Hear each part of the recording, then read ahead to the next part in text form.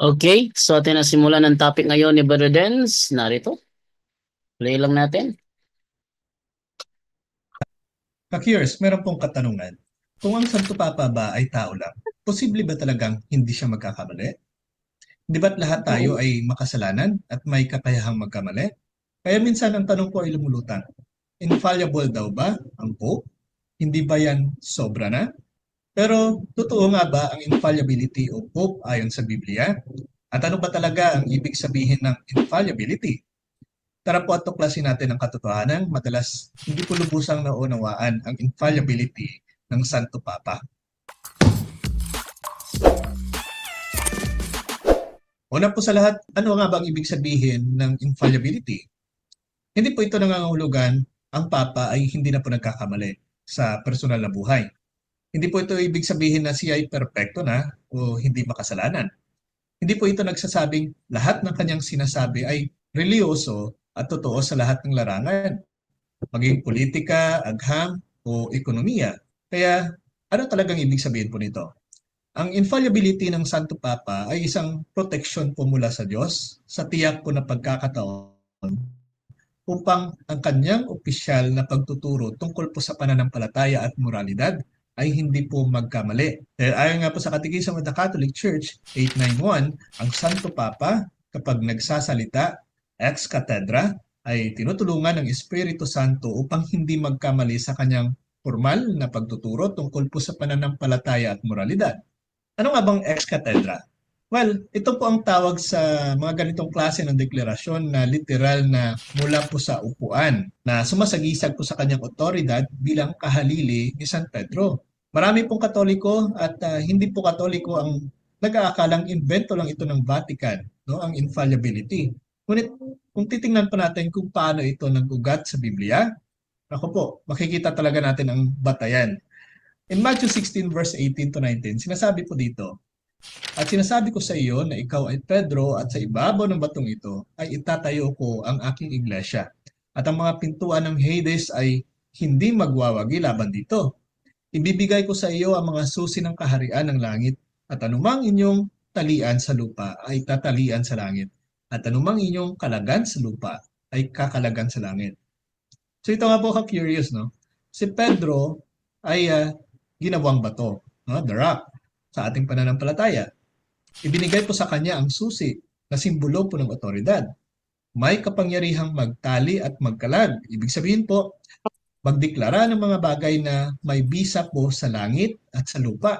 Kung titingnan po natin in Luke chapter 22 verse 31 to 32, sinasabi po dito, Simon, Simon, narito, hiningi ka ni Satanas upang ikaw ay salaing na gaya ng trigo. Ngunit ako'y nananalangin para sa iyo, na huwag manghina ang iyong pananampalataya. At kapag ikaw ay nanumbalik na, patatagin mo ang iyong mga kapatid. So dito nga po mga ka-curious, no? Si Jesus mismo ay personal na nananalangin para kay Pedro upang huwag siyang mawala sa pananampalataya. At pagkatapos po niyang bumangon, siya ang magpapatatag sa iba. Isang papel po na ginagampanan ng mga Santo Papa. Alam naman po natin ang Santo Papa ay again no, successors ng ating mga apostol, lalong-lalo na po no ni San Pedro. Alam naman po natin na ang mga Santo Papa ay successors ni San Pedro. No, nagsimula po sa kay Saint Peter hanggang sa kay Pope Francis. So, ang infallibility po ay hindi araw-araw na kapangyarihan, no? May tatlong kondisyon po ito upang ito ay magkabisa. Una, ang Papa ay dapat nagsasalita ex cathedra bilang pastol at guro ng buong simbahan. Pangalawa, ang paksa ay dapat tungkol sa pananampalataya o moralidad. Pangatlo, ang layunin ng pahayag ay dapat magpatatag ng mga mananampalataya sa katotohanan. So, ang mga halimbawa po ng infallible teachings tulad po ng dogma ng Immaculate Conception noong 1854 by Pope Pius IX, ang dogma po ng Assumption ni Mary noong 1950 po ni Pope Pius XII. So sa dalawang kaso pong ito, formal po, malinaw at may pahintulot po ng Espiritu Santo ang kanilang mga deklarasyon. Kaya itinuturing po itong infallible. So ang infallibility po ay hindi galing sa talino o galing ng isang tao. Ito po talaga ay grasya ng Diyos sa pamamagitan po ng Espiritu Santo. Sinasabi nga po in John 16:13, pagdating ng Espiritu ng katotohanan, papatnubayan niya kayo sa buong katotohanan. So ito po ay pangako ni Kristo sa kanyang mga apostol na ang simbahan ay hindi maliligaw sa katotohanan. Ang Pope po bilang kahalili ni Pedro ay kasangkapan po ng Espiritu Santo sa pagbabantay ng tunay na turo ng Ebanghelyo. Now, marami pong tao ang nadidismaya kapag naririnig ang mga political o social statements ng Santo Papa. Ngunit mahalaga pong linawin na hindi po lahat ng sinasabi ng Pope ay infallible. Ang kanya pong personal na opinion ay maaring tama o mali. Ngunit kapag po siya ay nagtuturo ng ex cathedra sa pananampalataya o moralidad, doon lamang po ito saklaw ng infallibility. Kaya hindi po infallible ang humili sa misa, mga panayam sa media o personal po na liham. E paano kung masamang tao ang Pope? Well, ang sagot po dito, hindi po garantiya ang kabanalan ng infallibility. Ang Espiritu Santo po ay gumagawa sa kabila po ng kahinaan ng tao. Bakit hindi lahat ng Pope ay nagsasalita infallibly? Ang sagot po dito, dahil ginagamit lamang po ito kung kinakailangan. Kapag may matinding pagkalito o maling aral na kailangan talagang itama. Now, hindi ba ito power trip ng Vatican? Well, ang sagot po dito, isang malaking hindi. Dahil ang infallibility ay hindi po para sa kapangyarihan, kundi para po sa proteksyon ng katotohanan ng pananampalataya para sa buong simbahan. Sa panahon po ng fake news, moral confusion at secularism, saan tayo kukuha ng tiyak na katotohanan sa pananampalataya? Kung walang infallibility, lahat po ng Kristiyano ay kanya-kanyang opinyon, kanya-kanyang simbahan, kanya-kanyang katotohanan. Ngunit ang Diyos po ay Diyos ng kaayusan. Ibinigay po niya ang infallibility bilang gabay na ilaw sa gitna ng kadiliman. Kaya mga ka-curious, ang infallibility po ay hindi tungkol po sa pagiging perpekto ng Pope, kundi tungkol po sa kabutihan ng Diyos sa simbahan. Ito po ay tanda ng katotohanan ni Kristo. Ito po ang tanda na ang katotohanan ni Kristo ay buhay pa rin sa ating panahon. At hindi po tayo iniwan ng Panginoon sa gitna po ng kalituhan. Kung nahihirapan kang maniwala, well, lumapit ka po sa panalangin. Kung naguguluhan ka, magtanong. At kung nalinawan ka na, ibahagi niyo po ang liwanag na ito. Kung nakatulong po sa inyong video na ito, i-like po, i-share, at huwag pong kalimutan na mag-subscribe para sa mas marami pang makakatolikong aral at pagninilay. I-comment nyo rin po, anong opinion mo tungkol sa infallibility ng Santo Papa? Nagbago ba ang pananaw mo pagkatapos ng paliwanag na ito? While ipagdasal po natin ang Santo Papa, hindi po dahil siya ay perpekto, kundi dahil siya po ay pinili ng Diyos upang maging gabay ng kanyang bayan. Sinasabi nga po in Luke chapter 10 verse 16, He who hears you, hears me. In John 8:32, the truth will set you free. God bless po sa ating lahat. So ayan po mga peers, sanay kapupulatan po natin ito ng aral. At kung nagustuhan niyo po ito, please like and share, ibahagi po natin sa mga kakilala po natin. And please don't forget to follow and subscribe po ng ating YouTube channel, Mr. Curious Catholic. Muli po, this is Mr. Curious Catholic, kasama po ninyo sa pagtatanggol ng ating simbahan. Pro Deo et Ecclesia. Sa Diyos po ang lahat ng kapurian.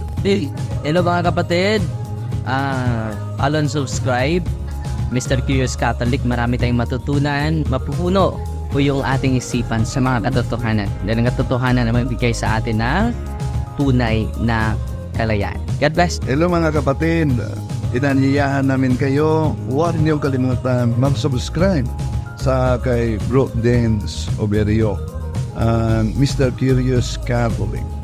Marami kayong matutunan sa pamamagitan ng pagsubaybay niyan sa pagsagot sa pananampalataya na inaatake ng ating mga kapatid sa iba. Yung pananampalataya, and they are not only attacking the teachings of the Catholic Church, but proselytizing the good numbers of the Catholic. At sa pamamagitan sa pagsunutin niyo nitong Mr. Curious Catholic, Facebook page and YouTube channel, dami ninyong matutunan. Isabuhay natin ang ating matutunan. Pro Deo et Ecclesia.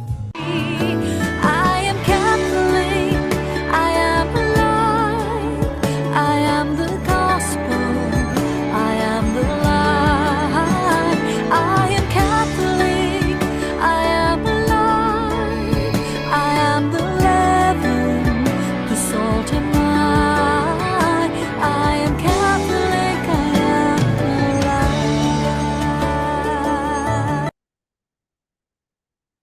Okay, ayan. So, yun po si Brother Dance po sa ano po natin. Tanggal ba yung ano ko?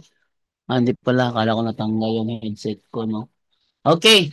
So, proceed na po tayo para sa ating tanungan portion. May nag-ano dito si Jean Paul. Tatanong daw siya. So, titawagan si Brother Jean Paul. Dahil siya ay magtatanong sa gabing ito. Wait lang ha. Buksan natin yung kanyang linya. Eto.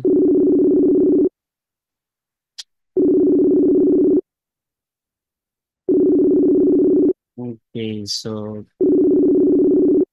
sana sumagot. Brother Jean Paul?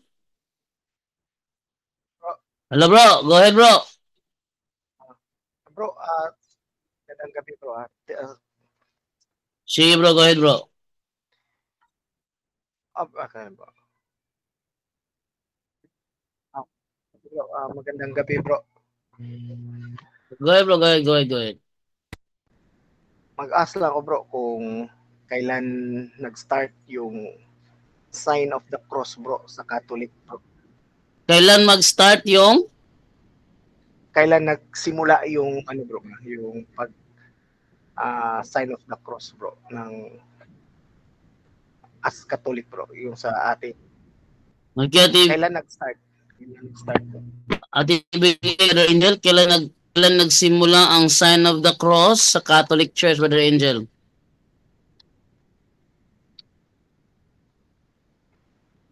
Brother Angel? Yes, iano mo muna kay Bro Junri, bro. Sige, sige.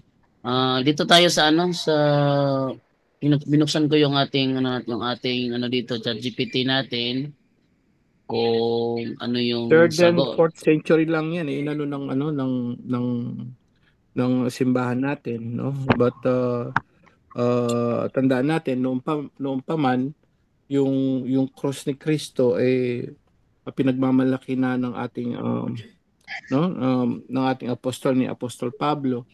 But yun talagang paglalagay noon, ang pagtanda talaga is nag-start pa lang yan mga 3rd to 4th century, no? Pero wala talagang exact na ano yan, yun may estimate lang sa church tradition yan. Sige bro Jando. Okay, ang tanong ito ay nagsimula sa bro? 2nd century, no? Ang sign of the cross ay isa sa mga pinakamatandang sacramentals ng simbahang Katolika at ang pinagmulan nito ay umaabot sa unang mga siglo ng Kristyanismo. 2nd century, kaya pala nandoon sa libro pala ni no World History by O'Brien, other features of the early church, sign of the cross, and the veneration of the bodies of martyrs comes from most ancient times. So, 2nd century AD siya nagsimula. Isa sa mga maagang tala tungkol sa sign of the cross ay mula kay Tertullian, isang Christian writer mula sa North Africa. Sa kanyang aklat na De Corona, circa 211 AD, sinabi niya, "In all our travels and movements, in all our coming in and going out, we trace the sign of the cross upon our foreheads." Ipinakita nito na karaniwan na para sa mga Kristiyano noong 2nd century na gumamit ng sign of the cross bagamat noon lamang ito inilalagay at karaniwang maliit lang ang galaw.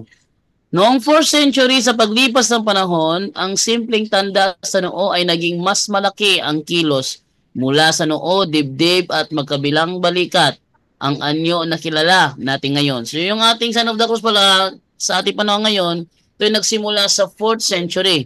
Pero yung pinakaunang sign of the cross, ganyan lang, sa noo lang. Ganyan lang sa noo, nung sa 2nd century. Sa 4th century, lumaki na, naging ganito na. Layunin at kahulugan. Ang sign of the cross ay panalangin sa sarili, isang pagtatalaga sa banal na Trinidad, Ama, Anak at Espiritu Santo, at isang magpapahayag ng pananampalataya sa cross ni Kristo. Ginagamit ito sa simula at sa pagtatapos ng mga panalangin, misa at iba pang sakramento. Konklusyon. Ang sign of the cross ay nagsimula pa noong 2nd century at unti-unting umunlad sa anyo at gamit sa simbahang Katolika. Isa ito sa pinakamatibay na simbolo ng pananampalataya ng Kristiyano na nagpapatuloy hanggang sa ngayon. Bro, Jean Paul. Dagdag din natin, no? Okay, bro. Ayon dito sa early church fathers attested to the use of sign of the cross. Si Tertullian, yun nga, 2nd century 250, nadi-describe siya. Sabi rito, it's just putting on our, in all travels and movements, in all our coming, in going out, in putting on our shoes at the bath of the table. Kahit anong daw gawin natin, in lighting our candles, lying down, sitting down, whatever. Sabi rito, we mark foreheads with the sign of the cross. So dati talaga ano siya, sa no 2nd century pa, hanggang sa nagbuo na siya ng, yun nga yung ginagawa natin, is mga 3rd to 4th century. Even si Saint Cyril of Jerusalem, 386. So let us not be ashamed to confess the crucified by the cross. So dito gradually, sabi rito, yun nga, 3rd to 4th century, nag-iba na yon, naging yung kagaya ng ginagawa natin ngayon. Dati ano lang pala, sa noo, with the forehead lang daw. Yun brother. Okay po, marami po salamat. Bro, isan lang bro, yung kapanahonan ni Martin Luther King, bro. Ano yung nakuha niyang scripture, bro, na parang tinwist niya, bro, na ipalaganap sa yung pagka-protesta, bro? Ano nga? Kasi narinig ko yun dati. Hindi ko alam kung kay Father Chris Alar or dito kay Bro Wendell, nakalimutan. Gusto ko lang Ano yung mga katuruan ni Martin Luther, yung ba tanong mo? yung parang meron something scripture, bro, na nakuha niya, yung parang sekretong scripture, bro, na parang ginamit niya din na aral sa kanyang mga bro, ba, na twist niya yung aral na yun para lumaganap yung pagka-protesta. Bro, i-correct natin, hindi si Martin Luther King, no? Hindi yun. So, hindi po, yung Martin Luther Martin Luther lang. Pag nilagyan mo Opo, Martin Luther King Jr., Baptist minister yun, no? Activist yun dati. Pero hindi iba Opo. yung Martin Luther na naging dati siyang Catholic monk, priest yun dati. Opo. At later on, may mga siya na bigla siyang humiwalay. Si Martin Luther lang yun, bro. Yan, bro. Hindi si Martin Luther King. Sorry, sige, bro. bro. Sorry. Yun yung bro, yung sa kapanahonan ni Martin Luther na may kulang na alala, bro, kung tama ba yung narinig ko sa na may scripture siya na ginamit na parang confidential scripture na nakuha niya galing sa Catholic. Ano po?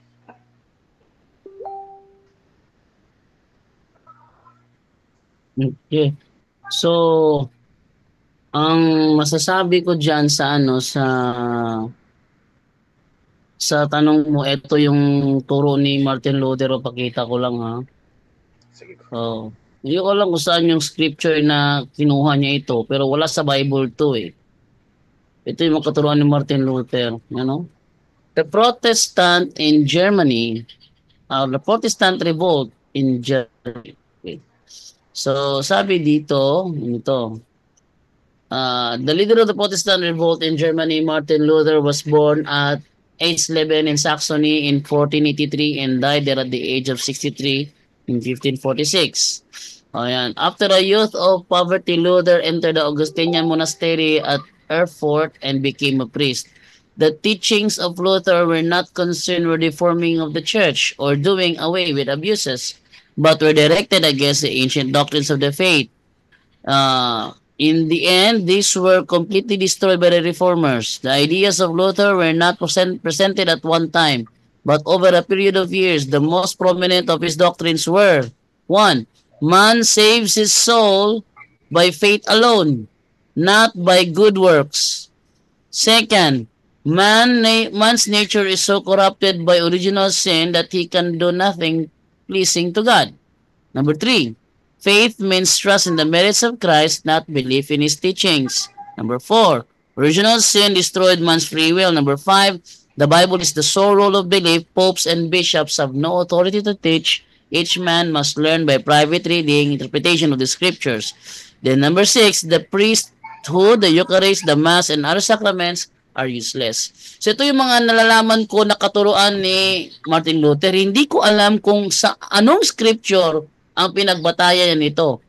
Kasi paghanapan ko yung mga protestante, saang scripture kinuha ni Martin Luther ito, Di naman sila Wala rin po makakasagot, bro. sagot. Po, yung parang gatlinggan natin sa kanila bro kung anong scripture pinagbatayan ng turo nila na kinuha nila sa atin. Ano yung kanilang pinagbatayan? Kasi pag sila tanungin natin, walang walang tinong sagot talaga eh. At least bro, may pangharang ako. Oo. Sige bro, yun lang bro for the meantime. At palagi naman ako sumasubaybay bro, pero a day after kasi minsan meron akong mga overtime sa trabaho. Ngayon lang din ako nakasali. Okay. So, yan. So, nasagot na. Maraming salamat bro. Okay, thank you sa iyo, Brother Jean Paul. Ayun, so maraming salamat sa katanungan. Move na po tayo ngayon sa next naman na mo tatanong ngayong gabi. Ito titingnan sa Zoom kung meron ba nag-raise hand. Wala pa nag-raise hand sa Zoom. So dito tayo sa mga katanungan. Ito ay galing kay wait lang. Go. Wait lang. Okay. So go ahead. Wait lang.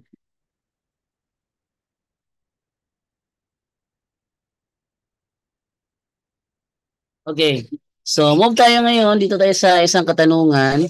Ito ay galing kay Marvin. Nasagot na.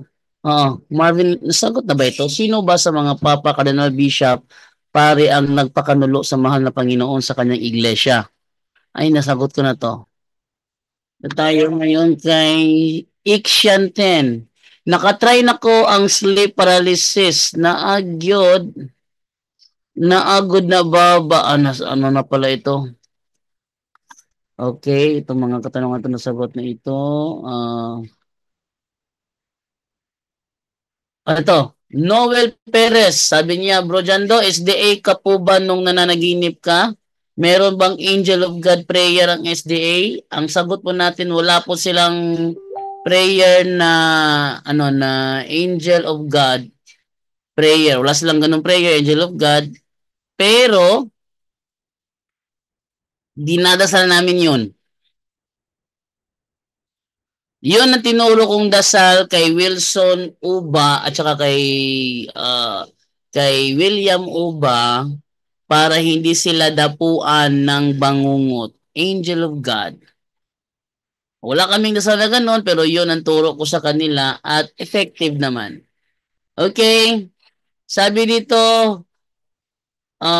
pwede po ba kami mag-attend ng baccalaureate mass ng aking anak? Graduating siya sa Epiphany School. Anglican po yata yon. May para sila na may asawa. Thank you. Hindi ko mag-clear.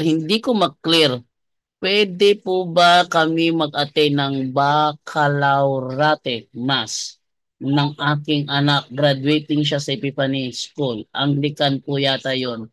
May para sila na may asawa. Thank you po. Brother Angel, di ko maintindihan yung tanong. Yung sinabi niyang mas nila yun sa Anglican. So Anglican is a Protestant church. So pwede lang lahat ng nakikinig ngayon, pwede po tayong umattend sa ganyan pag may special occasions. Ang turo na simbahan diyan, we can always attend. Attend lang po tayo, pero yung mga rituals nila, lalo na kung may social obligation na tinatawag, pero wag tayong umano sa mga Eucharist nila, wag nating tanggapin yon at yung mga rituals nila. At saka hanggat maaari, no? Ina-avoid talaga ng na wag tayong umaten. Pero kung sabihin mo siguro para sa anak mo 'yan, hindi ko alam kung bakit nandun siya, medyo delikado 'yun kasi baka doon siya nag-aral. Kaya may mga Bro Angel, Yes, bro. bro, ang baccalaureate mas parang required po ata sa paaralan yun, bro. Yes, kaya nga kung nag-aral yan sa paaralan, ano yan sa 1374 ng Code of Canon Law, bawal po na simbahan yan na mag-aral yung mga anak natin sa Protestant school. So, may problema doon kapatid. Hanggat maaari, tanggalin mo na yung, naku, wala, mukhang luma pa naman yung tanong na yan. Pero sa 1374, pwede bang pakibigay natin uli yung 1374 Code of Canon Law, bro Jando? Kasi isa yan sa reason, unang-una yung mga nag-aate ng Freemasonry, nag-aate ng mga bata sa mga ibang sekta na umaatake sa simbahan. So pinagbabawalan po yan hanggat maaari, wag. Code of Canon Law 1374 nga, bro Jando. Ano yan misa nila yan at requirement sa Anglican Church siguro, yun nga. School siguro ng Anglican yun. Maraming mga eskwelahan kaya mga Protestant school, Protestant church. 1374, bro.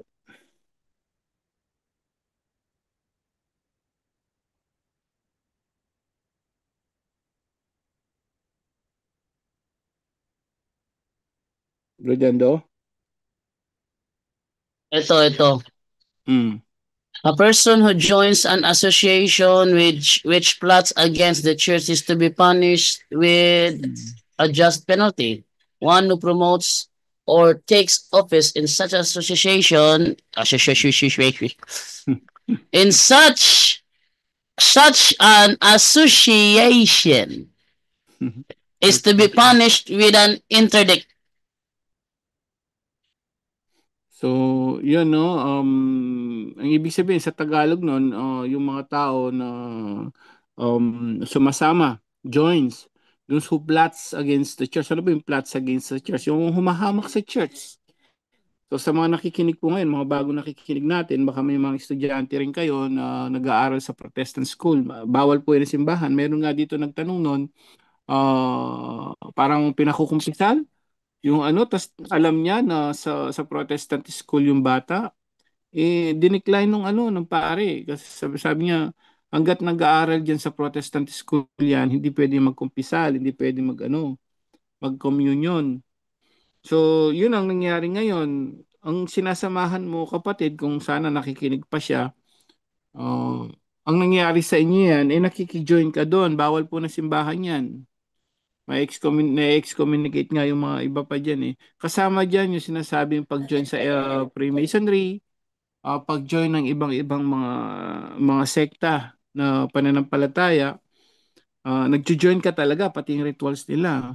So, bawal po yun kapatid.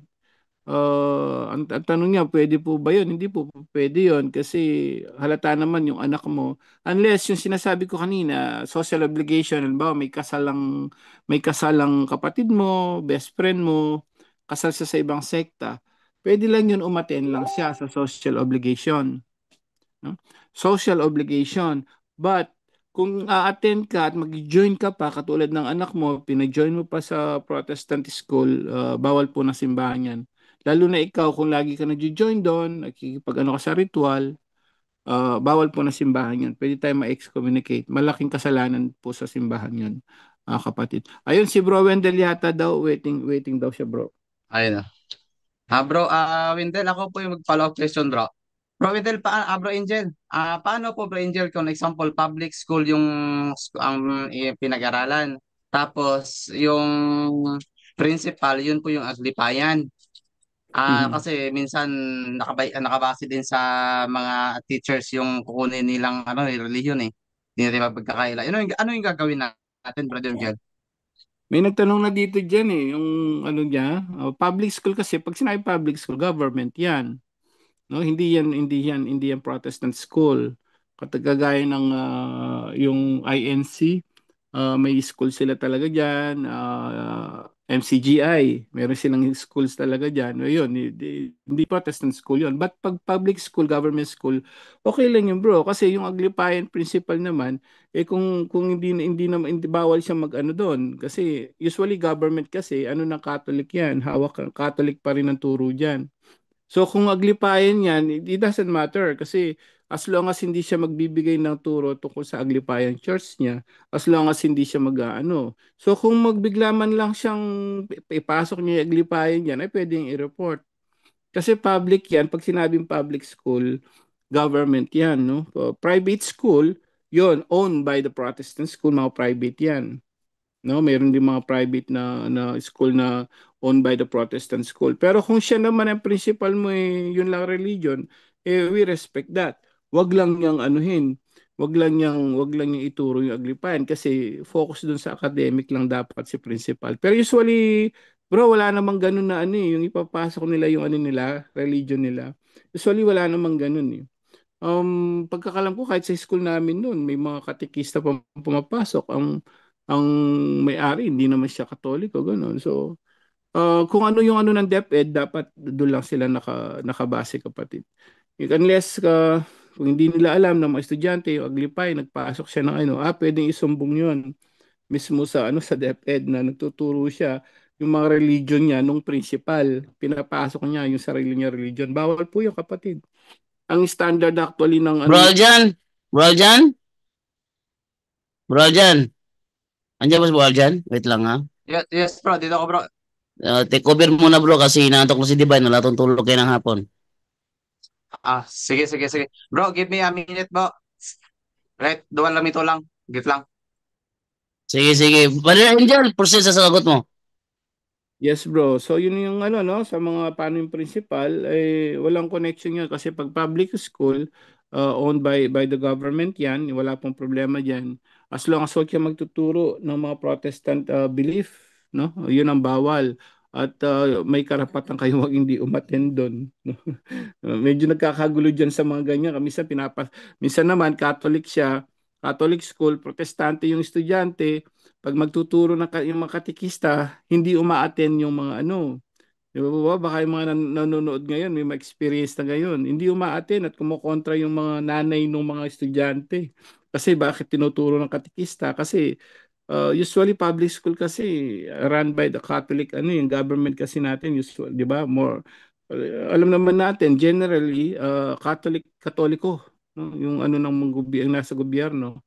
So, kapag may protestante din, nagkakagulo diyan sa ganyan. But ano doon, walang problema 'yun dahil pagka public school ano 'yan. Catholic school halos lahat ng mga public school natin sa buong bansa. Bro JD, bro Arjan, Ayun, thank you so much, Brother Angel. ipa-accept mo Dito si ako Bro mapuna. Wendell, bro. Ano yata ano na. Apo. Ayun, Brother Wendell, batik mo na bro. Good evening.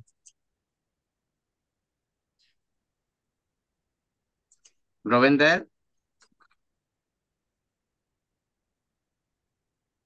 nakamute ka bro. Hello, Yun. hello. Good evening sa lahat ating mga kapatid na sumusubaybay. At i-announce ko dito ngayong May 24, 25 ang CFD National Convention gaganapin dyan sa Cebu City sa uh, St. John 23rd Seminary. Kita-kita po tayo. Ayun. Thank you so much, Brother wait lang ha. Brother Wendell. Dako agad tayo mga kapatid sa katanungan dito sa loob ng Zoom. Tawagin natin si Sister Lynn Placedo. Ano ba yung nangyari sa anak mouse ko? Sister Lynn Placedo, as to mute bro. Sis. Wait lang ha. Wait lang, unmute kita. As to mute sis, please direct to the point lang po yung tanong natin ha.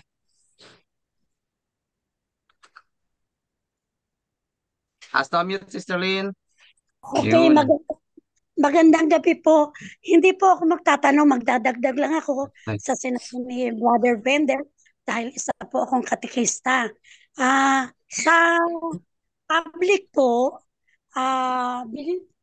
binibigyan ng pahintulot ng DepEd ang mga Katoliko na magturo. Tapos yung sinasabi pong baccalaureate mass, ito ay misa para sa mga magtatapos ng bata. Baccalaureate mass po ang tawag doon. Yun. At ginaganap yun sa public school at saka private na Catholic naman ang na tawag nga ay baccalaureate mass. No? Yun po yun. Tapos yung sinasabi naman po na yung mga nasa public school na ang mga guro o ang head ng public school ay may ibang pananampalataya, naranasan din po namin yon. Kasi nung panahon na yon ay isa akong coordinator, tapos nagre-report sa akin ang mga katikista ko. Marami sa kanila ay hindi pinagtuturo ng mga teacher na may ibang pananampalataya dahil sila na raw ang nagtuturo. Ako pong nakikipag-usap. Sabi ko sa kanila, 30 to 45 minutes pwede kami magturo dahil ito ay mandated na bigay ng DepEd. Ngayon, kung ayaw nyo kami pagturuin, di pirma na lang kayo dito sa aking at isasubmit ko lang sa DepEd na ayaw nyo magpaturo ang mga katikista ng Katoliko. Ganun po yun. Kumisa naman po, huli ko lang sharing to, may mga iba-ibang teacher na talagang ayaw nilang magpaturo, di ako po yung Catholic faith defender kung tawagin na nakikipag-diskusyon sa kanila. Pero ang ginagawa ko po ay sa tamang paraan. Yun po yung ginagawa namin.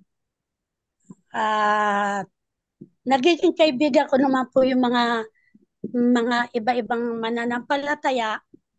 Tapos ay sinasabi ko sa kanila na hindi naman tayo mag-aaway tungkol dyan at kami ipinag-aral din ng ibang paraan ng pananampalataya ng bawat iba-ibang reliyon dahil ang turo sa amin, huwag naming babastusin ang ibang relihiyon.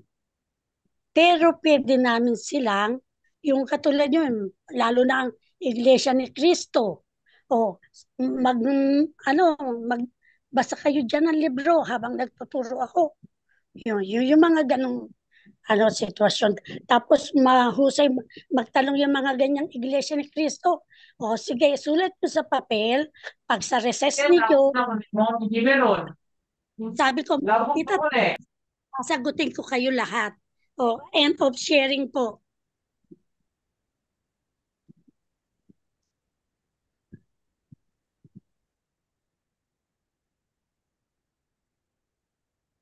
Bro Aljan? Ayun, thank you so much, Sister Len. Sorry, naano kasi ako sa anak ni Brother Jad. Ayun, thank you so much, Sister Lynn. At Brother Windel, may tanong po dito, bro. Sana yung cellphone. Sana yung cellphone. Bro Windel, may tanong po dito. Sabi po dito, bro, pwede pa tanong kay Bro Windel. Meron po akong third eye dito. Meron po akong third eye. Malayo po ako sa pari at takot din po ang pari. Ano po ang pwede ko pong gawin? Bro Wendell? Lalo na pag psychic ability o third eye, dapat talaga lalapit sa Office of Exorcism, lalapit sa naka-assign na case officer. No? Dahil di basta-basta na yan. Tingnan talaga kung anong level na sa kanyang psychic ability. Yun bang level 1, level 2, level 3. At dahil kailangan talaga na ang gagabay sa kanya ang may kaalaman kaugnay sa spiritual warfare, kaugnay sa Ministry of Liberation. Dahil kahit pa masarado yan ang third eye, masarado yan ang simbahan sa exorcism, pwede yang muling mabuksan. No? Nauna na natin yung tinatalakay, yung sinabi ni Father Winston Cabading na pwede yang mabuksan. Sa anong paraan? Hipo siya ng mga occult paraphernalias. No? Isa yan sa paraan. O nanonood ng mga horror movies. Pero mas mabuti talaga ang lapitan ay ang Office of Exorcism para magabayan talaga. Yun po.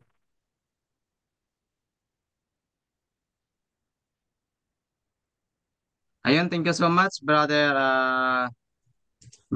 Windel. At wala pang naka-raise hand sa loob ng Zoom. At maghanap muna tayo ng mga tanong dito sa... Bro, may Ito, magandang may ta... tanong diyan sa ano natin sa PPP ngayon, yung sa live si RLG May, Designer, magandang tanong niya. ah, may, nabasa mo bro? May tanong dito kay Brother John Reden. Sige bro, mauna ka na bro. Okay. Meron po tayong tanong dito mula po kay Kaabag sa Simbahan. Sabi po dito, ganito. Mga CFD, may tanong po ako. Totoo po ba Holy Henry H. Holy Bible page PP 761762 pinatay ang mga emperador ang mga Kristiyano? Bro Wendell, di ko masyadong maintindihan yung tanong niya bro. Ano yan? Ang tanong niya, pinatay ng mga emperador ang mga Kristiyano. So Ito yung kung tanong niya bro. Li, Mula kay linawin mo Banggis. Mula bro kay Adrian. Banggis. Sabi niya, mga CFD may tanong po ako. Totoo ba Holy Henry H. Holy Bible page 761 to 762 pinatay ng mga emperador ang mga Kristiyano? Yun pala, pinatay ng mga emperador ang mga Kristiyano. O na, kailangan malaman natin dahil ang daming mag-claim na kami yan ang inuusig, pinipersecute ng mga pagan emperors noon. Kung tingnan natin ang Europe Before Modern Times by O'Brien, page 181, ang nakasulat yan, the principal reason why the Roman state tried to crush the church was a political one. The Roman government oppressed the people and ruled by force. Such a government cannot permit an organization like the Catholic Church to exist. The Christians would not adore the state as supreme in all things, would not accept the emperor as God. So, sino ang inuusig na Kristiyano? Malinaw. Ang inuusig na Kristiyano ay ang Catholic Church. Kaya di yan maaagaw sa mga nang-aagaw na mga sikta ngayon. Kung sisilipin natin mabuti ang mga kasaysayan, makita natin na noon pa man, although before the conversion of Roman Empire, mga mahal na kapatid, alam niyo, paganism was the official state religion of the Roman Empire. And then Christianity, maliit lamang during the early pre-Constantinian period. Ito mabasa natin sa New Encyclopedia Britannica, Volume 10, page 146. Roman Catholicism, a Christian church characterized by its uniform, highly developed doctrinal and organizational structure that traces its history to the apostles of Jesus Christ in the first century, Anno Domini. The history of the Roman Catholic Church in the early pre-Constantinian period is essentially that of a small sect composed of recruits attracted from the lower classes of the empire. So, mapansin ninyo, pre-Constantinian period, meaning hindi pa na-converted si Emperor Constantino. Anong official na religion nila? Ayon sa Collier's Encyclopedia Volume 5, page 26, paganism was the official state religion. Christianity was suspect and Christians were subjected to persecution. So, binanggit yan na Christian were subjected to persecution. Tanong, anong oreng Kristiyano? Mga born again ba yan? Balikan natin ang Europe Before Modern Times by O'Brien, page 181. The principal reason why the Roman state tried to crush the church was a political one. The Roman government oppressed the people and ruled by force. Such a government cannot permit an organization like the Catholic Church to exist.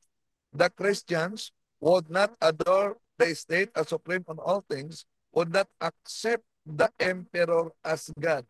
So malinaw na Catholic Church ang Kristiyanong inuusig. Ngayon, sinong mga kasamang Katoliko ang napatay? Kung tingnan natin Europe before modern times, sa panahon ni Emperador Cesar Nero, taong 64-68, si San Pedro San Pablo, panahon ni Diocletian, si San Juan doon na ipadala sa Patmos. Panahon ni Trajan, sino ng mga santo? Ito si Clement of Rome, si Evaristos, si Alexander, mga santo papa yan. Panahon ni Marcos Aurelius, taong 161, 180. Sinong mga namartir? Yan. Ang namartir sila si Santo Policarpio sa Smyrna, si Noster de Martir, si Saint Cecilia, sa panahon ni Septimus Severus, taong 201, 211, si Saint Irenaeus, Bishop of Lyons. Sa panahon ni Maxim, grabe ang persecution. Sa panahon ni Decius, sila si Saint Agatha at iba pa mga martir. Panahon ni Valerian, sila si Santo Papa din, si Saint Sixtus at ang diakonong si Lawrence. So, yun ang kasaysayan. Kaya nga, kung tingnan natin mga kapatid, ang ating mga kaibayo sa pananampalataya, ayaw nila ng history. Gusto nila yung history. Bakit? Kung history ang pagbatayan, abay, doon pa lang supalpal na sila sa katotohanan. Kaya ang isang ministro ng protestante na na-converted sa Catholic Church, si Henry Cardinal Newman, sabi niya, to be deep in church history is to stop to be a Protestant. Adversely, to cease to be ang paghinto umano sa pag-aaral sa kasaysayan, yon ang magiging pagka-protestante ng tao. Okay? Balik sa inyo, bro. Ayun, thank you so much, Brother Windel. At meron siya ditong Bro, pahabol, Aljan, bro. hindi pa Yes. yata bumati si Bro Romer. Ay, nandiyan pa si Bro Romer. Kanina Brother pa siya Romer, yata good din. evening, bro. Bati mo na, bro. Sana siya? Wait lang, ha. Brother Romer. Ayan. Bro Romer, as to mute, bro. Okay, Bro Arjan, isang pinagpalang umaga, tanghali, gabi sa inyong lahat. Welcome ulit sa programa natin sa Punto por Punto. Back to you, Bro Arjan. Ayun, magandang gabi din, Brother Romer. At Brother Windel, may follow-up question dito. Si kapatid na Bangges. Sabi niya, hindi po ba totoo ayon sa, bakit may ads? Tingnan, Hindi bro. Banggis bro, Bagwis. Bagwis, sorry. Sierra, bro. Sabi niya, hindi po ba totoo ayon sa 50 years in the Church of Rome, pahina 279, na magkasama ang mga leader ng bansa at leader ng simbahang Katoliko? Bro Wendell? Noon, kung tingnan natin ang kasaysayan, meron talagang union of the church and the state. Noon. Bro Wendell, Pero, mahina yung boses mo, bro. Mahina yung boses mo. Okay, ito. Kumusta? Ayan. Okay na, bro. Okay na. Okay. So, noon, may union talaga sa church and state noon. No? Pagi yan. Pero yung kasaysayan na tinatalakay natin, wala pang union ng church and state during the persecution of the Catholic Church. Bakit? Ang union noon na opisyal na religion sa mga emperador before the conversion of Emperor Constantine was paganism. Balikan natin ang Collier's Encyclopedia. Volume 5, page 26. Paganism was the official state religion. Christianity was suspect and Christians were subjected to persecution. So before the conversion of Emperor Constantine, ang union sa simbahan at gobyerno noon, yung paganismo. Ngunit nang na-convert na si Emperor Constantine, ito ang mabasa natin sa World History by Lane Goldman, Hand, page 159, and 312 Anno Domini, the work of Christian missionaries was made easier when the Roman Emperor joined the church. Constantine, he adopted Christianity and made Christianity as the official state religion of the Roman Empire. Gradually, the temples of the old gods were closed and their lands given to the Christian churches. Yun. So dito, sa panahon ni Emperor Constantine, sa Edict of Milan, 312 Anno Domini, yon nagsimula na naging official religion ang Roman Empire, sa Roman Empire ang Catholic Church. Pero natalo na ang mga pagano at ayon sa kasaysayan, gradually the temples of the old gods were closed and then their lands were given to the Christians. Balik sa inyo.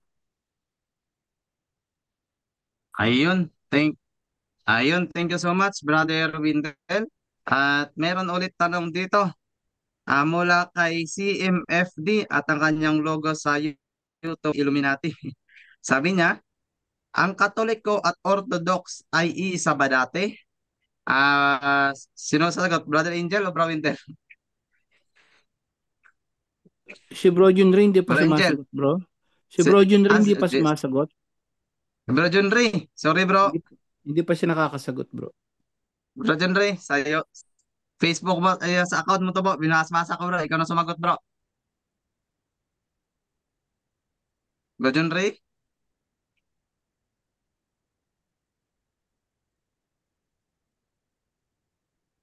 Bukang nasa trabaho si Brother Junri. Hello. Brother Angel, ikaw na lang bro. Hello, narinig ba ako?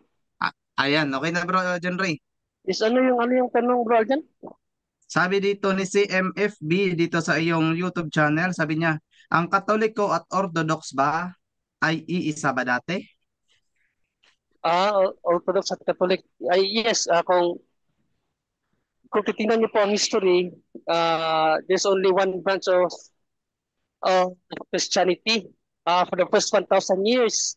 At yung Christianity na yon ay merong dalawang faction, no? Yung sa Eastern at yung Western. So both po yan, isa lamang po yan, Catholic po yan. Nagkaroon lamang po ng malawakang disagreement pagdating po sa pamumunuan at sa mga ipinapasa na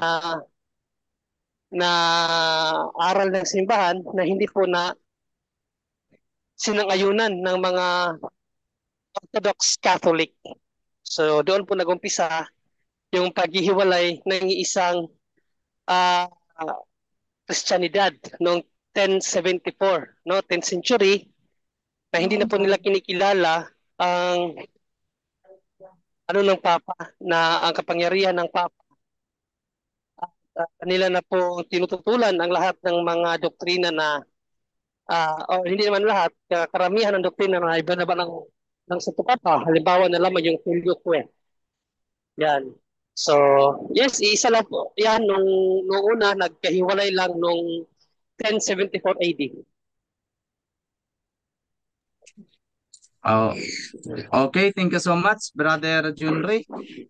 At Brother, meron ditong follow-up question, Brother Windel, si Bagwis. Sabi niya, sa makatuwid, tanggap po ninyo na ang Iglesia Katolika Apostolika Romana at leader ng bansa ay nagkaisa? Bro Windel? Pumasok na lang kaya sana to si Bagwis? So, mas mabuti makapasok siya si May diferensya ang microphone ko ngayon. Si John rin naman siguro o mga kasama natin. Kumusta Oh, signal ko? sige, sige. Sige, bro. Bro Okay John na ba Ray. signal ko? Okay naman, pasok mo, bro. Dahil parang may diferensya talaga. Umihina lang konti yung mic. Oo, umihina. May diferensya ngayon. Okay. Ano Okay na. yung tanong, bro Aljan? Ibigay kay Bro John Ray. Okay. Yung follow-up question ni Bagwis, Brother John Ray, dito sa iyong YouTube channel, sabi niya, sumakatwid, tanggap po ninyo na ang Iglesia Katolika Apostolika Romana at leader ng bansa ay nagkaisa? Parang may mali. Hindi po nagkaisa, no? Nung unang panahon talaga, um, hindi po hindi magkahiwalay, no, yung iglesia or yung simbahan at ang gobyerno. Pero hindi po nangangahulugan na nagkaisa. Kasi pag sinabi nagkaisa, pati ba doon sa mga ginawa ng gobyerno, nakiisa ang simbahan, mali po 'yon. So yung mga hatol ng gobyerno na pagpatay doon sa mga kinilalang heretiko noong unang panahon, hindi po 'yun hangarin ng simbahan, no? Pero yes, magkaisa sa larangan ng pagpapatupad ng itong gobyerno noon at yung iglesia. Pero pagdating po sa pag-ataw ng kamatayan, hindi po kaisa ang simbahan dyan, Brother Aljan. Okay, thank you so much, Brother John Ray. Ayan. Thank you so much, Brother John Ray. At may isang tanong din dito para ito siguro kay Brother Angel Santos. Sabi dito, good evening bro.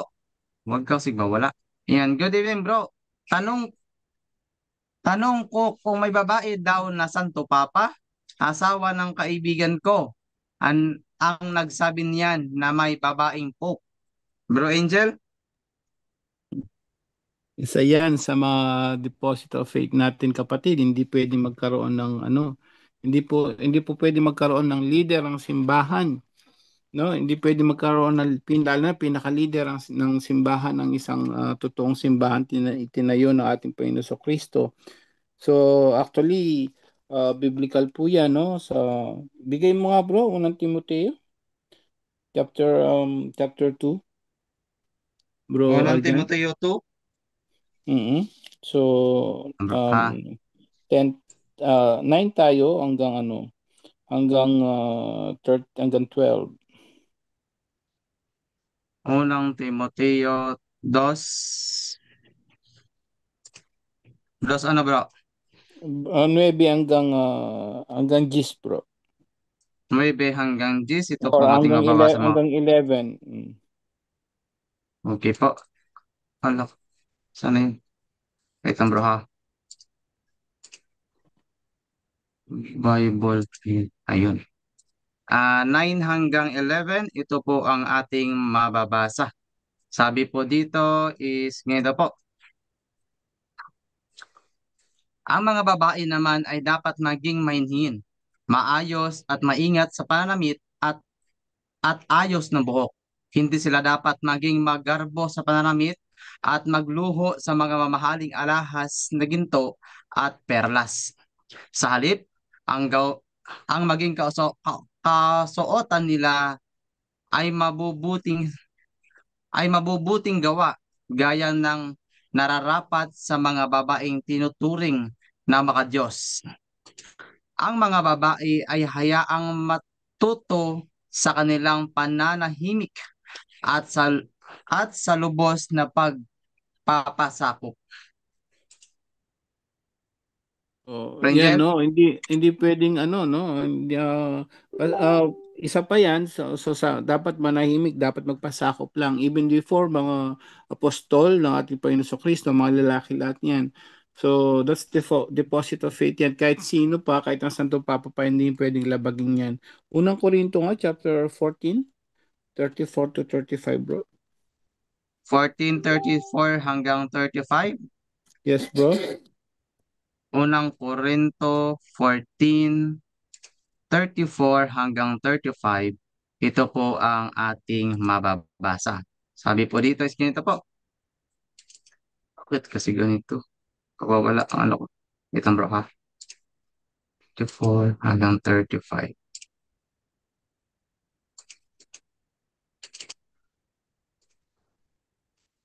Ito lang po, nawawala yung Bible. Ito.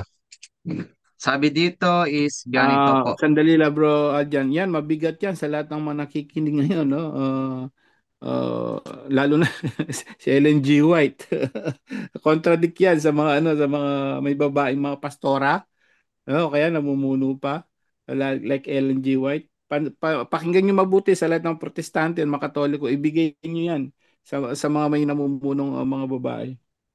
Bro, Okay. 34 to 36 actually. Pakinggan niyo po, sabi ni Apostol Pablo. Sabi po dito is ganito po mga kapatid. Ang mga babae ay kailangang manahimik. Tama ba to? Manahimik sa mga pagtitipon sa iglesia sapagkat hindi ipinapahintulot sa kanila sa ganoong mga pagtitipon ang magsalita. Kailangang sila'y pasakop gaya ng sinabi ng kautusan. 35. Kung mayroon silang nais malaman, magtanong sila sa kanilang asawa pagdating nila sa bahay, sapagkat kahiyahiyang magsalita ang isang babae sa loob ng iglesia. Hanggang dyan lang bro, Ina- 35. Okay na yon. So, napakalinaw nun. Hindi po pwedeng, ano sabi niya, mga babae kailangan tumahimik. So, paano pa kung mamumuno maging Santo Papa? So, fake news yun, no? Kung sino man nagtatanong, fake news po yun. Bawal mamuno, bawal nga sila maging pari, eh, no? Yung tinatawag na clergy. Bawal po sila doon pagdating sa clergy. Ngayon, pwede sila mga ano lang, mga, ayan, lector commentator ka, katuwang ng mga lay minister ngayon, katuwang nila dahil kulang nga pagdating sa ganyan. Pero pagdating sa clergy, pagdating sa pagpapare, lalo na Santo Papa, bawal po yung kapatid. Noon pa man, no, biblical na tingnan nyo sabi ng unang Timoteo chapter 2 verse 9 to 11 at saka unang Korinto chapter 14 verse 34 to 35, ang mga babae ngay dapat tumahimik, no, sa iglesia, sa church. So hindi sila pwedeng mamuno, no? Yun bro, brother Arjan. Okay, thank you so much, Brother Angel. At may follow-up question, bro. Ano po ang masasabi niyo patungkol po kay Pope Juan o Juan? Bro, Aljan, Yes po. yung sinabi ni Bro Angel na fake news, kaugnay kay Pope Juan, yun, ang sinabi niya, fake news talaga yan. Bakit? Ah, ang ating mga kapatid sa iba yung pananampalataya, mahilig sila sa story, hindi sa history. No? Dahil sinasabi nila na meron daw santo papang babae na ang pangalan ay si Pope Juan. At itong santo papang ito ay nakaupo daw. Kailan nakaupo? Sa taong 855 Anno Domini. So, yon. 855 Anno Domini, siya daw ang Santo Papa na babae sa simbahang Katoliko. Paano magiging siya Santo Papa na kung tingnan natin sa kasaysayan, Pope Leo IV, namatay siya sa sa buwan ng Hulyo 17, 855. At nang namatay siya, he was immediately succeeded by Pope Benedict the Third. Umupo si Pope Benedict the Third, 855, namatay sa taong 858. Oh. So, yun ang kasaysayan, no? Sa kanyang pag-upo.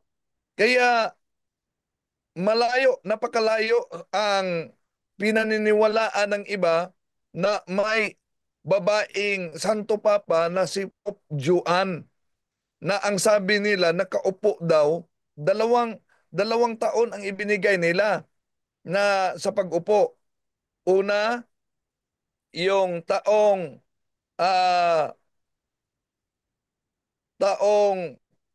855 at pangalawa, meron ding ibinigay sila na itong babaeng Santo Papa nakaupo daw sa taong 1100.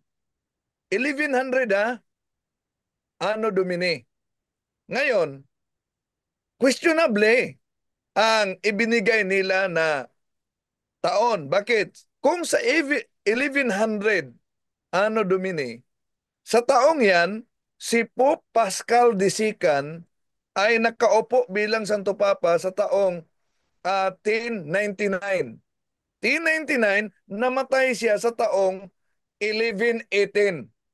Kaya napaka-imposible yung ipangalawang taon na 1100 na umupo siya bilang Papa, itong Pope Juan. Dahil si Pope Pascal de Sican naging Santo Papa sa 1099, namatay sa 1118.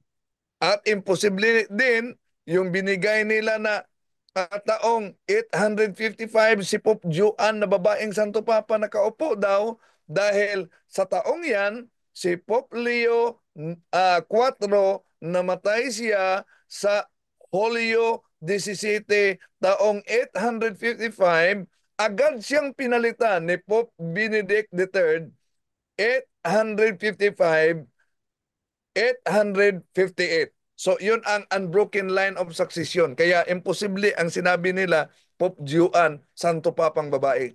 Yes, bro. Wendell, idagdag natin, no, para hindi kayo maano. I-check nyo ngayon, Pope Joan History. Sasagot ang church history yan. It's a myth. Ano ba yung myth? Katang-isip. So sabi rin nga rito, it's a tale. Pope Joan was said to have been born in Mainz, Germany and disguised herself as a man to gain access to religious education. So medyo doon pa lang sablay na, no? It's a myth, haka-haka. Marami pa rito. Her secret was revealed during a papal procession when she went into labor, exposing her true gender.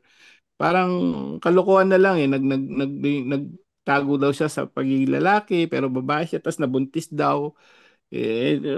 Fake news yan, bro, para manira ngayon, para mas maniwala ka. I-check mo ngayon, list of Pope. Brother Angel, Yes, bro. eto, pati labas. Ilabas mo.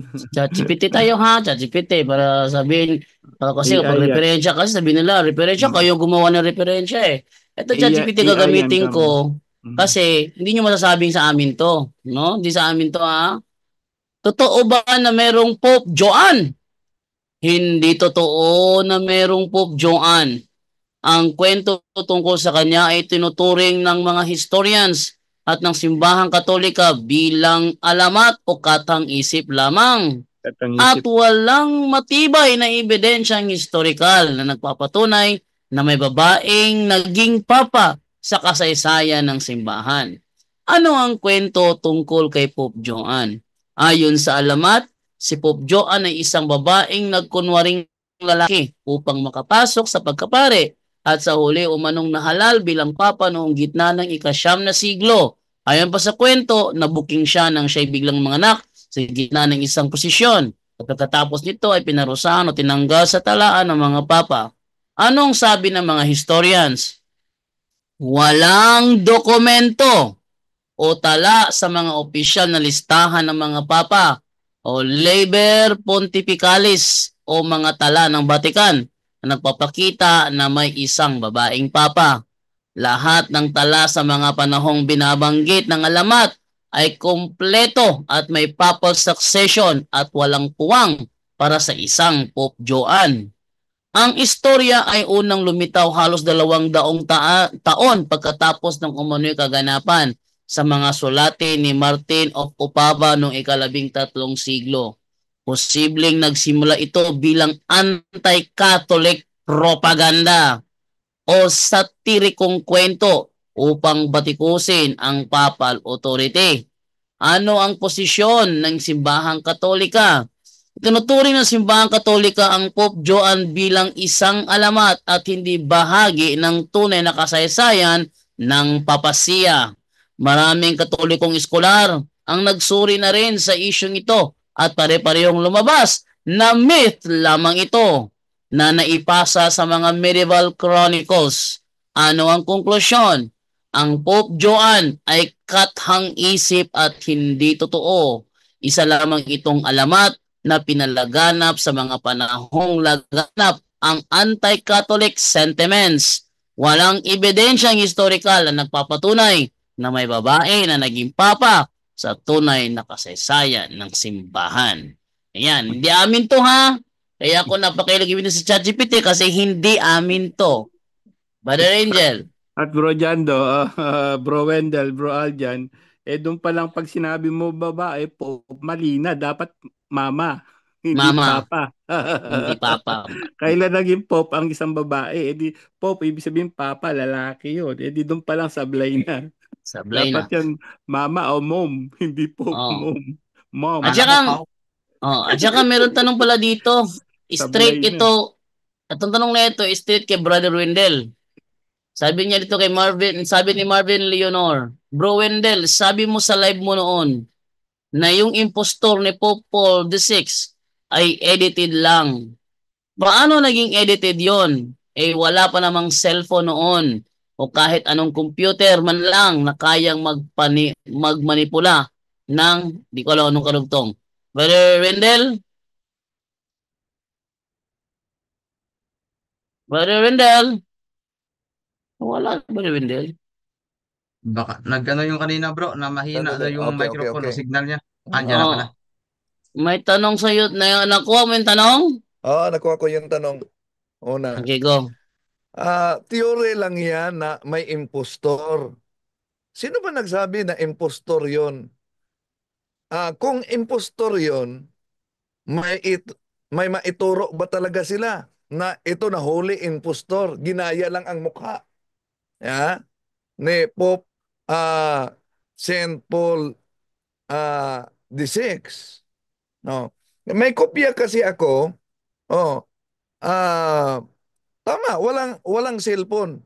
Pero kung tingnan natin, meron ng iba't iba pang meron na ngang mga lumalabas na picture, meron na ngang lumalabas na mga iba't ibang mga dokumento, no? Huwag agad-agad maniniwala dahil iba't iba ang mga inilabas nila. Halimbawa, may mga dokumento pa rin na during the time of Pope Paul VI, meron umanong mga itinagong alien doon sa Vatican. May mga dokumento din na nilabas. Na, ngayon, meron bang batayan? Hindi. Theory lang yan. It needs to be proven. Kung totoong may impostor, hindi, nahuli yun. Dahil hindi tunay impostor. Kung walang nahuli na impostor, ibig ba sabihin, mas magaling pa sila sa mga Swiss Guard sa Vatican dahil sila ang naka-identify ng impostor. Ngayon, kung may impostor at na-identify nila na impostor yon, sino yon? Kaya nga, theory, it needs to be proven. Yan po. Okay. Meron ba ito next question naman from Don Med? Jando, pwede ko bang gawing karaoke track ang theme song nyo sa Star Maker? Mahilig akong mag-upload karaoke track. Ang gumawa kasi ng aming theme song si Ramel Baay. Ngayon, kung gagawin mo yan ng karaoke track, malamang hindi magagalit yon. Mas matutuwa pa yun dahil lumalaganap yung ating theme song sa CFD. Ngayon, nasa sayo na yan, bro, Don Med, ano? RLG Designer, bro, JD, tanong ko lang, contractor po ako, magkasala po ba ako kung ako yung contractor ng isang simbahan sa SDA? La. Brother, sino pa sagot ito to? Brother, you gotta think kay Brother Angel. Brother Angel? Brother Angel. Yes, so kami nga rito bro, nagtatrabaho rin no. Kasi bro Junri, nagtatrabaho kami sa ibang sekta, mga ibang reliyon to. Ako yung hotel na pinagtatrabaho ko, mayroon pang dragon sa harap no. So ang tanong dito ay nagkakasala ba rin kami? Ikaw naman nagtatrabaho ka, ang pinagtatrabahuan mo naman napagkontratahan mo SDA. Medyo ano siya, no? Kasi sa 1374, kapag yun nga, no, Code of Canon Law, who joins plots against but in your situation kapatid, pag binasa mo yung turo ng simbahan, ang mga trabahador, walang connection dun sa pagtatrabaho natin. No, sa ibang namin ni Bro Jun, nagtatrabaho yan sa ibang mga walang ano din yan sa South Korea, hindi naman Katoliko yon, ibang pananampalataya, mga boss niya, ako rin, mga boss ko, mga Taoism yata to, may mga dragon pa yung hotel namin, so paano yun? So, ang turo ng simbahan is not sinful. Kailan ka magkakaroon ng kasalanan dyan, RH designer? So sabi ng simbahan dyan, magkakaroon ka ng kasalanan dyan kung we're talking about faith. No, kapag yung faith mo medyo yung faith nila nakisalamuha ka na, nakiano ka na sa ritual, basta just do your job. Ang job mo is mag-design. Parang kami, ang job namin sa hotel, ito yung work ko. Gandun lang tayo. Ayon sa simbahan, ni-research ko nga ngayon, ayon sa simbahan, hindi sa kasalanan, it is permitted to work in a different as long as na hindi tayo magpapasakop sa ibang sekta o hindi tayo magpapasakop sa kanila. Just do your job, that's part of the job. And ayon sa simbahan, hindi naman siya kasalanan. But at the same time, siyempre mas maganda na rin yun kung mas maganda. No, mas maganda kung mayroon tayong kasi mahirap naman yun halos lahat ng mga Pilipino nagtatrabaho sa Saudi, puro Muslim ang mga amo. So paano yun? Muslim so ikaw rin sa SDA. So kayong mga nasa abroad, makasalanan na dahil trabaho tayo, lahat ng amo natin, hindi na Katoliko. But yun nga, the church permitted it kasi as long as sabi na huwag kang magpa-convert, stay focused, stay on your faith.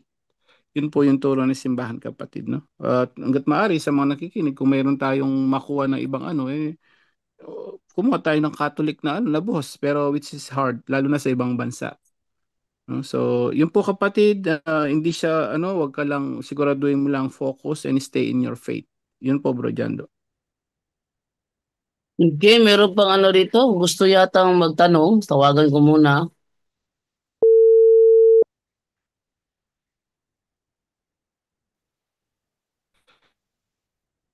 Hello bro. Go ahead bro. Narinig mo kami bro? Yes, bro. Sige, Jando, go ahead. Bali, ganito po bro, Jando. Ako po yung nagtanong tungkol doon sa Mm. sa baccalaureate mass. Actually, nung pa po yun, Brother Jando, April po yung tanong ko na yun. Before kasi, nag-glad meeting po kasi yung anak ko. Ngayon, ngayon ko lang po nalaman bro na bawal tayong umaten sa mga ganon. Tapos, ang masakla pa nun bro, nag-umpisa siyang nag-aral doon sa Protestant school from kinder hanggang sa mag-graduate siya. Tapos po, yun po, dumating yung time na baccalaureate na. Sumama kami sa baccalaureate po. Pero hindi kami nag-attend doon sa mga yung parang sa natin, Eucharist, yung magsusubo ng ostya. Basta nandun lang po kami sa parang present lang po doon sa event na yon. Yun lang po yung follow po. Paano po yun? Kailangan po bang i-confess yun? Kasi hindi namin alam na Okay, ganun. Brother Angel. Yes, kapatid, no? 1374, those student in a Protestant school are not allowed kasi nga malalaso ng isip nila. And 1374,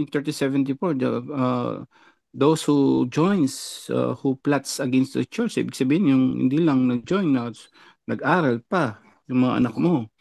Siyempre, no fault on your own naman, hindi naman siya ganun ka-grave sin, no? Hindi siya ganun ka-ano, dahil hindi mo naman alam. But still, it's a sin.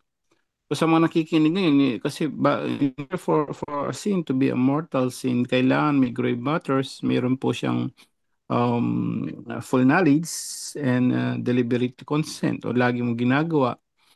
Doon nagiging mortal sin. Yung grave sin, pwedeng may mangyaring masama, naging mortal sin siya. Ang morality kasi sa mga bata, proportion yung nila pagdating sa pananampalataya. And sigurado yan, Protestant school, they teach their own faith. So, nagtuturo yan sa kanila, sigurado yun. Ituturo nila yung sarili nilang pananampalataya, which is against the church. Kaya malaking kasalanan yung sa sin. Kaya may excommunicate ka. Yes, you can, and then try. Yeah. Hanggang ngayon po ba, nag-aaral po ba siya doon o hindi na? Actually, Brother Angel, graduate na po. Kaya nagtanong po ako noon before ko narinig yung tungkol dito. Graduate na siya. So, ikumpisal mo, bro. At Opo. yes, pati siya, kung pwede pa siya may dito dati, bro, may nagtanong, ganyan na ganyan yung sitwasyon. Protestant school siya. Yung anak niya, hindi tinanggap ng pare yung kumpisa. Alam niya kasi na, Father, parang nagsabi siya na, parang Baptist Church or something. Tapos, pwede ko ba magka-communion si or magka-confess? Hindi tinanggap ni Father. Nako, sabi niya, diyan pala nag-aaral sa ganyang church. Hindi pwede mag-communion. Ginano ni Father, which is ngayon, binasa ko sa turo na simbahan. Totoo. Bawal po talaga yung marami yan. Hindi alam, siyempre, hindi alam na magulang. May malapit na eskwelahan dyan. Kala, eskwelahan ng ordinaryo. Wala naman sa kanila kung Protestant school o public school man yan. Gusto lang mag-aral yung bata. Pero yun nga, bawal talaga bawal po sa simbahan. So, anong pwedeng gawin? Of course, lagi na, basta't may buhay, may pag-asa, may forgiveness. So, as confession na lang po yan yung nangyari, pati yung pag-attend nyo nun, kung anumang mass yan, Protestant mass. Sa mga nakikinig ngayon, yung mga Protestant na mass hanggat maaari, bawal tayong umattend, lalo na kung mag-communion. Yung mga Catholic Church na Protestant, may Catholic Church Protestant yun, no? Hindi under Roman. So, yun po, kapatid, isama mo na rin sa confession yun na naisali mo yung anak mo sa Protestant school at ikaw yun nga, nakipag-ano ka pa doon. Nakig-join ka pa kung ano-ano man doon. Siyempre, makikipag-join ka dahil magulang. Yun po kapag siguro kayo, isama confession mo, kapatid. Opo, Brother Angel. Thank you po. Bali, ano po pala yun, Brother Angel? Yung founder nila is dating Catholic, tapos humiwalay siya. Kaya pala kopyang-kopya nila yung structure ng misa natin. Halos lahat po. Lahat yan. Anglican, nila. Aglipayan, Catholic, kaya nagsimata may pare. Tapos, sina Pilipinas, meron nagtatayo na siling Catholic Church nila, tapos nagkakasal ng lalaki at lalaki, babae sa babae. Katolik o kaya sa news, pinapakita, sabi, naku, Katoliko to. Hindi nila alam, hindi lahat ng Katoliko dyan Roman, under Roman.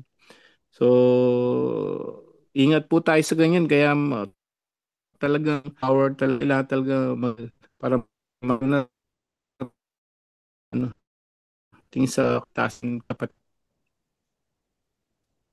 Yes, Brother Angel. Tapos, may dalawa pa po akong tanong, Brother Angel. Okay lang po? Sige po, brother. Ayan. Ito po, nagkasala ba ako ng Brother Angel, sacrilege din sa Bible na na-issue sa amin nung kasal namin? Kasi pag hindi ko alam na ganito, sinulatan ko po siya ng kung kailan kami kinasal. Pero hindi ko po alam na sacrilege pala yun. Actually, hanggat lagi natin sinasabi, hanggat hindi mo alam, hindi pa siya ganun kabigat ang kasalanan, kapatid. Hindi mo naman alam nun eh. Lahat tayo nagkasala na hindi natin alam. Hindi po yung mortal sin pa, lalo na kung wala naman sa isip mo yun. At yun nga, tikisim natin, kailangan yung reverent paggalang sa Biblia is actually almost the same as paggalang sa liturgy of the respetuhin ng Bible, mga kapatid, no? So with respect naman, hindi yung although hindi mo talaga yung iba kasi kung ano na pinagsusulat na walang halaga, na-research ko yan ayon sa turo ng simbahan is kung yung ba gusto mo lang ma-memorize yung Bible, alam mo ng highlights mo, wala naman daw problema yun. Kasi for your ano naman yun for your own sake naman, no, gusto mo lang ma-memorize. Highlights mo o mayroon ka mang mark na gusto ano, hindi naman exactly kasalanan yun. Ang malaking kasalanan yung lalapastangan mo yung Biblia. No, so yun naman hindi naman masyadong paglapastangan yan, but again, yung sinulat mo kasi hindi naman but yung purpose mo rin, yun nga, ang purpose mo rin matandaan yung birthday o kasal mo or something. But make sure, ang laging nabi sinasabi dito, pag minabother tayo ng konsensya natin, make sure na lang, mas sigurado tayo, i-confess na lang natin kung ano sasabihin ni Father. No? So, yun, ako nga yung tungkol sa, halimbawa, yung pagpapakulay ng buhok. Yung mga ganun na sitwasyon gusto natin malaman dahil conscious na tayo. Paano yun kung puti na ang buhok mo tapos ano mo, no? Dyeing your hair or coloring your hair. Kasalanan ba yun? Marami na nagdiin yan eh. Ngayon, tinanong ko sa mga bayan, dalawa na natanong ko, wala naman. Sabi nila, no, it's not a sin. Pero binasa ko sa Catholic Answers, medyo may ano siya, parang may something natural. But nung ginano ko sa pare, confess ko sana, sabi naman, wala naman problema. So, ganun din ang sabihin mo, Father, nasulatan ko yung Biblia ko eh. Okay lang po ba yun? So, siya magsasabi para masigurado po tayo. Isama mo po sa kumpisal niyo, kapatid. Tapos last na lang po, Brother Angel, nandyan po ba si Nandyan po Brother si Romer? Brother Romer, kapatid. Bro Romer, Spiritual ayan, warfare nandyan. sana kasi.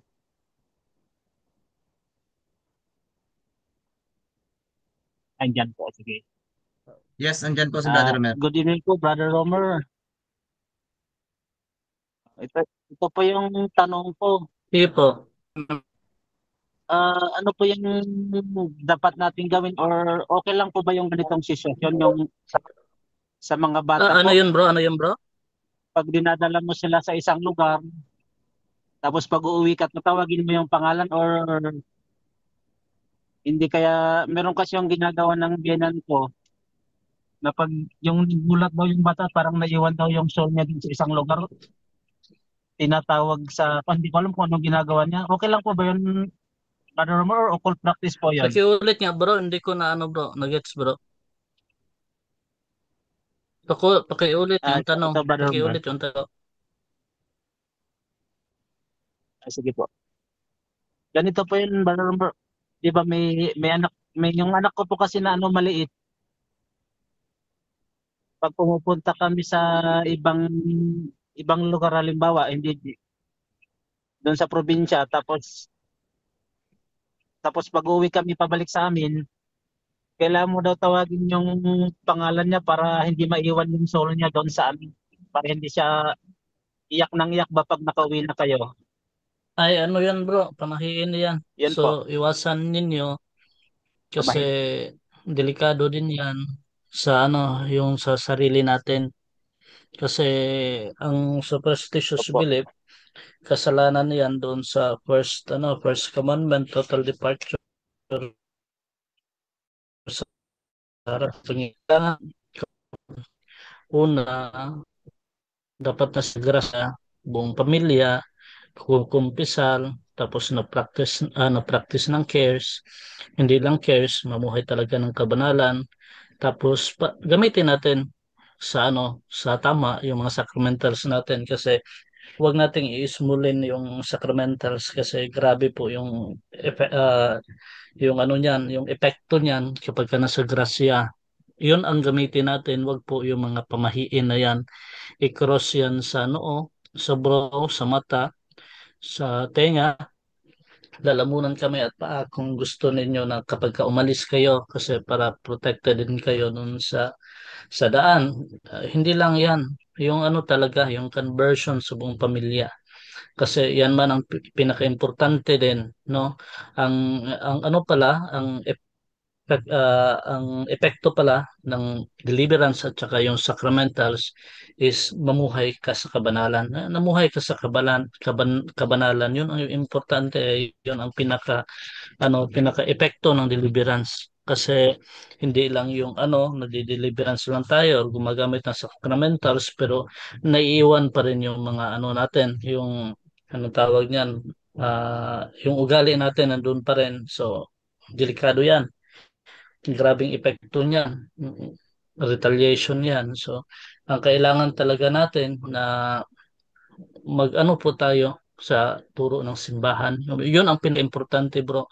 Wag na yung mga pamahiin. Iwan po natin yan. Talikuran na natin yan kasi yan ang pumapatay, no? Pumapatay sa pananampalataya natin.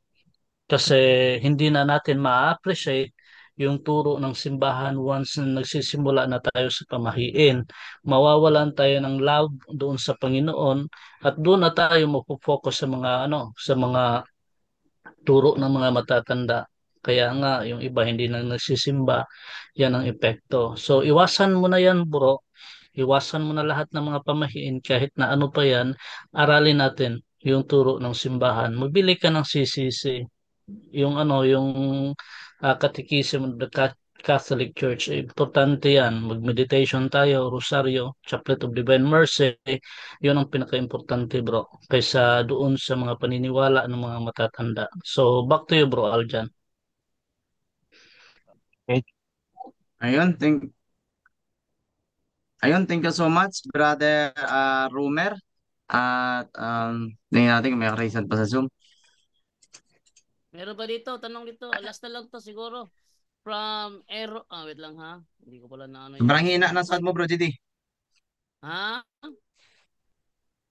Sobrang hina ng sound mo. Mahina yung... Teka, wait lang. Ano ba? Wait lang ha. Mas malakas pa yung labat dito sa akin. Oh, wait lang.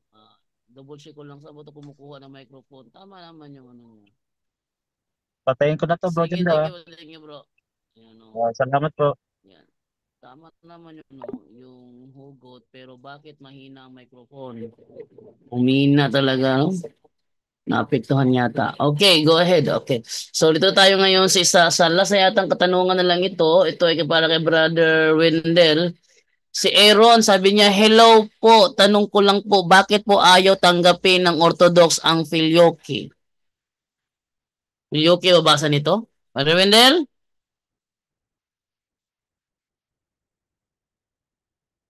Brother Wendell? Hello? Okay. Yes. Bakit daw ayaw tanggapin ng Orthodox ang filioque? Theological issue yan dahil para sa kanila, the Holy Spirit derived from the Father alone. Yan. However, sa Catholic theology concerning the Holy Trinity, the Holy Spirit derived from the Father and the Son. Yun ang tinatawag na filioque. No? So, Filioque dito. para sa kanila, nanggaling lang sa Ama. Walang kaugnayan ang ating Panginoon Jesucristo. Kundi sa ating mga Katoliko, nanggaling sa Ama at sa ating Panginoong Jesucristo. Yon ang theological issue na di nila matanggap.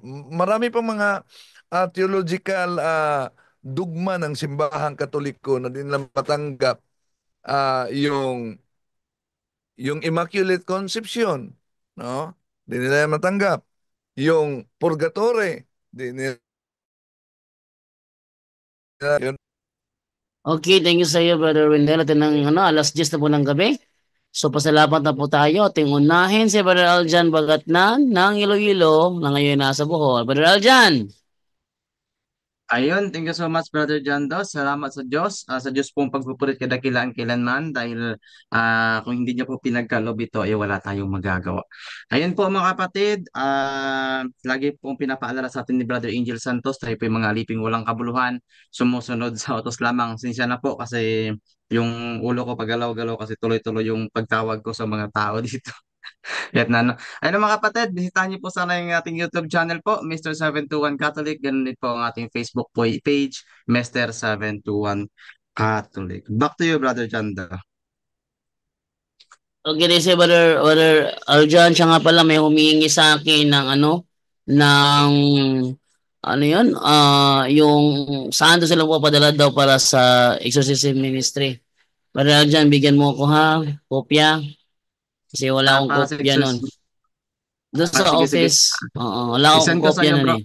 Okay. Send ko sa iyo para ipalabas mo ngayon. Okay. Yan. So, atin naman ibigay naman ngayon kay Brother Romer naman ng Manolo Bukidnon.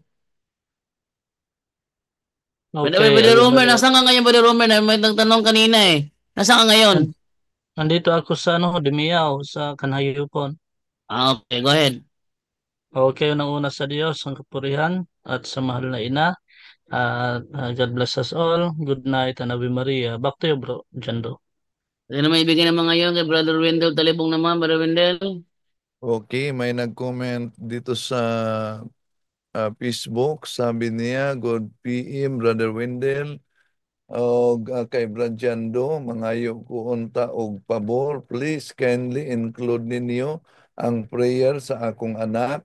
Naka-confine sa hospital 3 days, nagsigig suka. Nakakain ng makakain og jutay, isuka ra pod.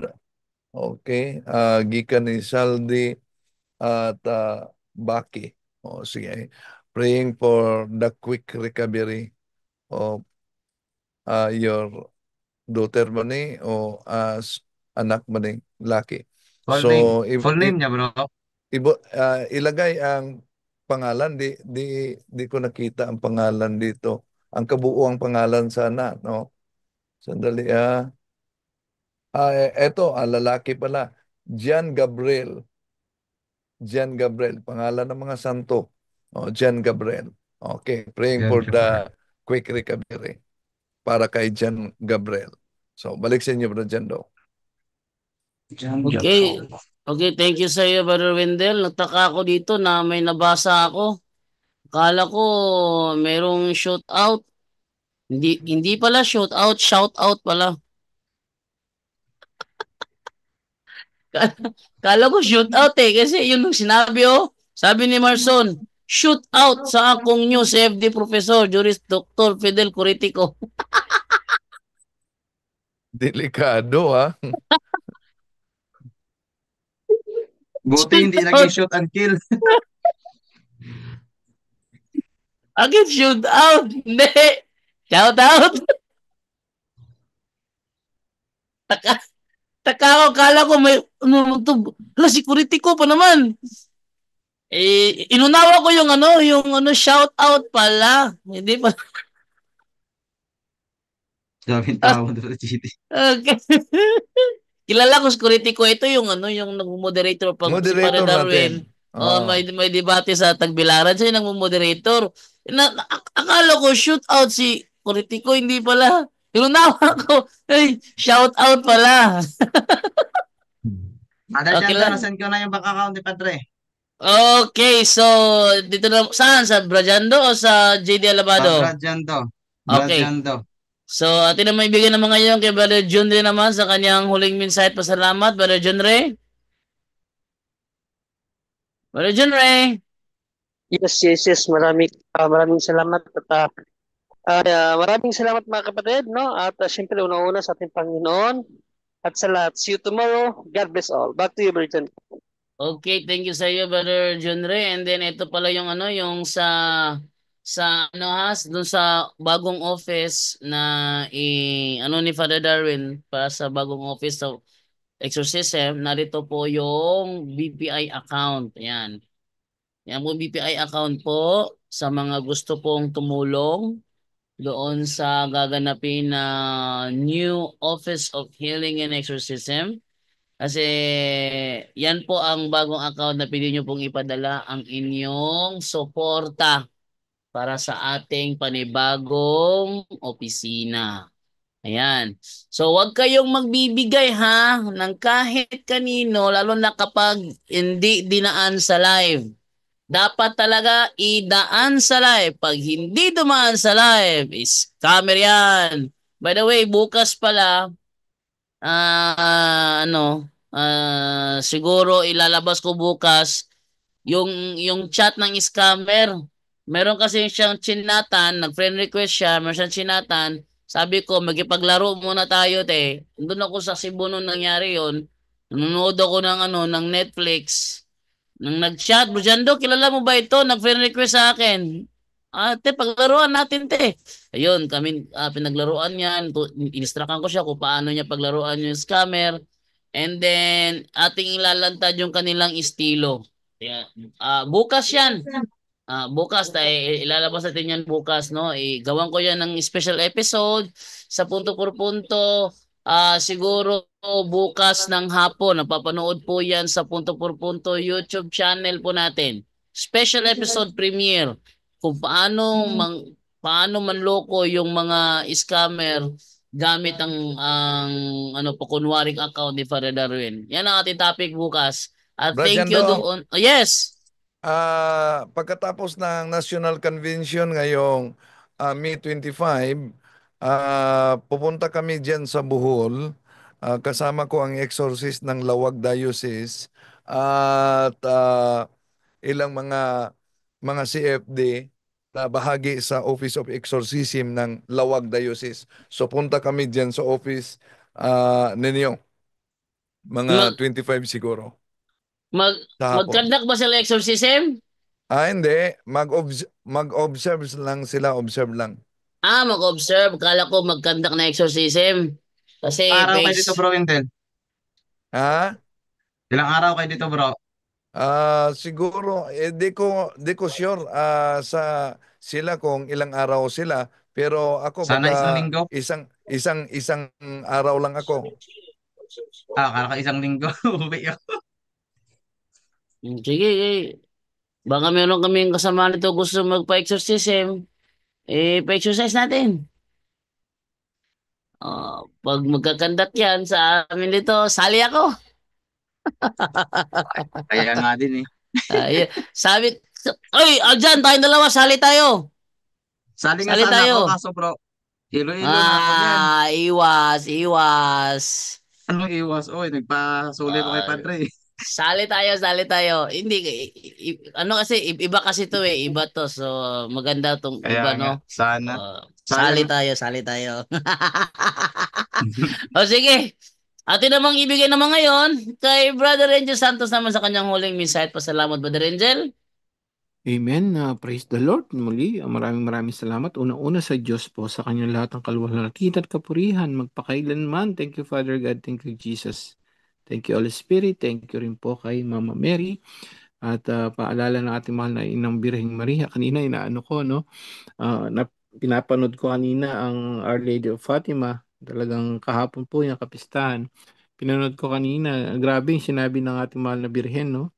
Kay Lucia, sabi niya, can you give your life to God? Sabi niya, gano'n, no? Talagang, at saka, dun, yun, alam niyo po, yung dalawang lalaki doon, yung bata, si Jacinta, Francisco, nagtanong sila, can we, are we be going to heaven? Sabi gano'n. Alam mo, sabi ni Mama Mary, yes, but just keep praying the rosary. So, napakalaga pa na nakaligtasan ng rosary. No, paalala lang po sa atin lahat.